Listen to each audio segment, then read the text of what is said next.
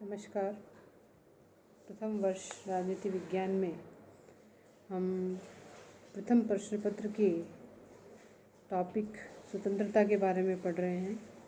आप सभी को विदित है कि कोरोना काल की वजह से हमारी रेगुलर चलने वाली कक्षाएं अब स्थगित कर दी गई हैं और हमें वीडियो बनाने हैं। जो भी आपका सिलेबस कुछ बचा है उसके बारे में, तो हम आज शुरू करेंगे टॉपिक स्वतंत्रता।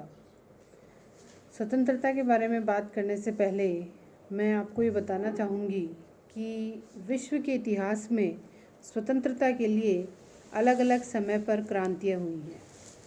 उन क्रांतियों में हम बात करें तो इंग्लैंड में 1215 में मैग्ना कार्टा पारित हुआ। वो भी एक प्रकार का अधिकार पत्र ही था जो स्वतंत्रता के लिए आंदोलन के पश्चात प्राप्त हुआ। उस समय जो सम्राट थे ब्रिटेन के, वे थे सम्राट जॉन। उनसे ही इन अधिकारों की मांग की गई और ये अधिकार जो दिए गए वो मैग्ना कार्टा के रूप में हमें प्राप्त हुए, जिन्हें हम मैग्ना कार्टा के नाम से जानते हैं। फिर इसके बाद 1688 में इंग्लैंड में गौरवपूर्ण क्रांति हुई और उसमें भी जनता ने स्वतंत्रता के अधिकार की मांग की और उन्हें स्वतंत्रता का अधिकार दिया गया। फिर हम आते हैं 1789 में फ्रांसीसी क्रांति के समय, वहाँ पर भी स्वतंत्रता की मांग की गई और स्वतंत्रता प्राप्त की गई। फिर नेपोलियन तृतीय ने 1870 में तीसरे गणराज्य की जब स्थापना की, तब भी स्वतंत्रता की मांग के तहत ही ये साम्राज्य स्थापित किया गया था। फिर हम आते हैं स्वतंत्रता की परिभाषा, उसका अर्थ। तो साधारण शब्दों में आप सभी जानते हैं कि स्वतंत्रता को इंग्लिश में लिबर्टी कहा जाता है। तो लिबर्टी जो शब्द है वो लैटिन भाषा के लीबर से बना है। तो जो लीबर है उसका अर्थ है बंधनों का अभाव, यानी आप पे कोई लिमिटेशंस नहीं हो, आप पे कोई मर्यादा नहीं हो, आप पे कोई रोक टोक नहीं हो, यानी बंधन ना हो। उस बंधनों के अभाव को हम लोग स्वतंत्रता कहते हैं। फिर हम इसके बाद आते हैं बारकर। बारकर जो हैं वो परिभाषा देते हैं कि जिस प्रकार बदसूरती का न होना खूबसूरती नहीं है, बदसूरती का ना होना खूबसूरती नहीं है, उसी प्रकार बंधनों का न होना स्वतंत्रता नहीं है। यानी बंधन नहीं होते हैं तो इसका मतलब स्वतंत्रता नहीं है, ऐसा नहीं माना जाएगा। बंधन अगर सही और सार्थक रूप में हो तो उन बंधनों को हम गलत नहीं मानते हैं। मर्यादित जीवन जीने के लिए आवश्यक है कि कुछ बंधन भी जीवन में होने चाहिए। फिर हैं लास्की। लास्की कहना चाहते हैं कि स्वतंत्रता का अर्थ उस वातावरण की स्थापना से है जिसमें मनुष्यों को अपना पूर्ण विकास करने का अवसर प्राप्त हो। जब मनुष्यों को पूर्ण विकास का अवसर प्राप्त हो, ऐसी व्यवस्थाएं जो हैं वो स्वतंत्रता कहलाती है। फिर हम आते हैं सीले। सीले कहते हैं कि स्वतंत्रता अति शासन का उल्टा रूप है, यानी जहाँ ज़्यादा शासन किया जाता है उसके विपरीत बिल्कुल स्वतंत्र छोड़ दिया जाए, उसका अपोजिट जो है वो स्वतंत्रता कहलाता है।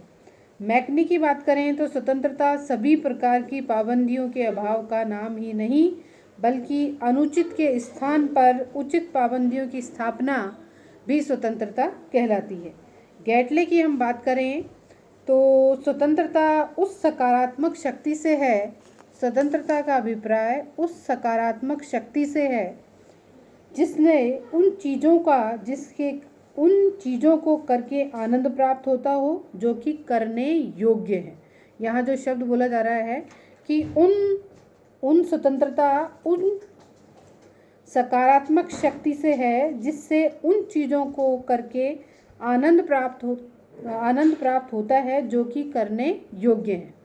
फिर हम महात्मा गांधी की कोटेशन पे आते हैं। महात्मा गांधी कहते हैं कि स्वतंत्रता का अर्थ नियंत्रण का अभाव नहीं है, अपितु व्यक्तित्व के विकास की अवस्थाओं की प्राप्ति है।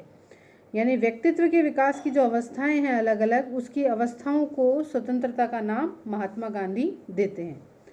फिर हम इसके रूपों पे आते हैं कि आखिर स्वतंत्रता के दो पक्ष हम मानते हैं। एक तो है नकारात्मक स्वतंत्रता, नेगेटिव लिबर्टी, और दूसरी है सकारात्मक स्वतंत्रता। तो नकारात्मक और सकारात्मक स्वतंत्रता के बारे में जब हम पढ़ते हैं तो सबसे पहले हम नकारात्मक स्वतंत्रता की बात कर लेते हैं। नकारात्मक स्वतंत्रता का जो अर्थ है मतलब यानी बंधनों का अभाव, यानी व्यक्ति को बिल्कुल विमुक्त कर दिया जाए, उस पर कोई बंधन ना रखे जाए, तो वो स्वतंत्रता नकारात्मक स्वतंत्रता कहलाती है। उसे कई बार स्वच्छंदता का वाद का भी नाम हम लोग देते हैं। तो मनुष्य एक सामाजिक प्राणी है, तो समाज में रहते हुए मनुष्य असीमित स्वतंत्रता का उपभोग नहीं कर सकता है, उसे सामाजिक नियमों के अंतर्गत ही रहना होता है। अतः राजनीति विज्ञान के परिप्रेक्ष्य में अगर हम देखें तो स्वतंत्रता मानवीय प्रकृति और सामाजिक जीवन के इन दो विरोधी तत्वों में सामंजस्य का नाम है, यानी बंधनों का अभाव और साथ ही नियमों का पालन। फिर हम आते हैं नकारात्मक स्वतंत्रता जो है वो, यानी स्वतंत्रता वह सब कुछ करने की शक्ति का नाम है जिससे दूसरों को आघात न पहुँचे। अब हम नकारात्मक स्वतंत्रता के पक्षधर विचारकों के नाम जान लें। वो हैं सीले, लॉस्की और मैकेंजी। ये तीन विचारक हैं जो नकारात्मक स्वतंत्रता के पक्षधर कहलाते हैं। जैसे कि सीले की मैंने अभी आपको कोटेशन पढ़ाई कि स्वतंत्रता अति शासन की विरोधी है, यानी बहुत अधिक शासन अगर हो तो उसका बिल्कुल अपोजिट जो रूप है, यानी कोई भी शासन नहीं हो, कोई कंट्रोल ना हो, तो वो स्वतंत्रता कहलाती है। अब हम आते हैं सकारात्मक स्वतंत्रता पर। सकारात्मक स्वतंत्रता के जो विचारक हैं उनमें नाम आता है सीले, फ्रीमैन और मैकेंजी। मैकेंजी, इन विद्वानों का ये कहना है कि स्वतंत्रता के साथ कुछ प्रतिबंध भी होने चाहिए। अगर वो, यानी स्वतंत्रता का समाज से केवल नकारात्मक स्वरूप ही नहीं है, सकारात्मक स्वरूप भी है। स्वतंत्रता का लक्ष्य होता है व्यक्तियों का विकास करना। व्यवहार में अनुभव किया गया है कि प्रतिबंधों का अभाव मात्र से स्वतंत्रता के लक्ष्य की प्राप्ति नहीं हो सकती, कि यानी प्रतिबंध खत्म कर दें तो स्वतंत्रता मिल जाएगी, ऐसा नहीं होगा। यानी ऐसी परिस्थितियों का निर्माण किया जाए जिसमें व्यक्ति अपनी स्वतंत्रता का उपभोग करते हुए अपने व्यक्तित्व का विकास कर पाए, तो वह स्वतंत्रता कहलाती है।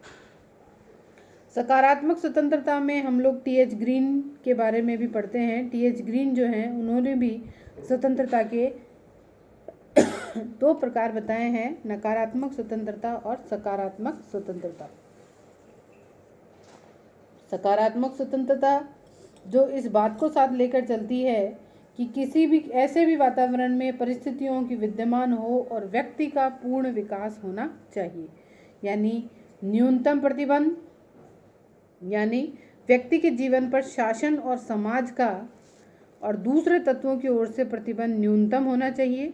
और दूसरा है व्यक्ति के विकास हेतु सुविधाएं। स्वतंत्रता का दूसरा तत्व है समाज और राज्य द्वारा व्यक्ति को उसके व्यक्तित्व के विकास हेतु अधिकाधिक सुविधाएं प्रदान की जानी चाहिए, वही सकारात्मक स्वतंत्रता कहलाता है।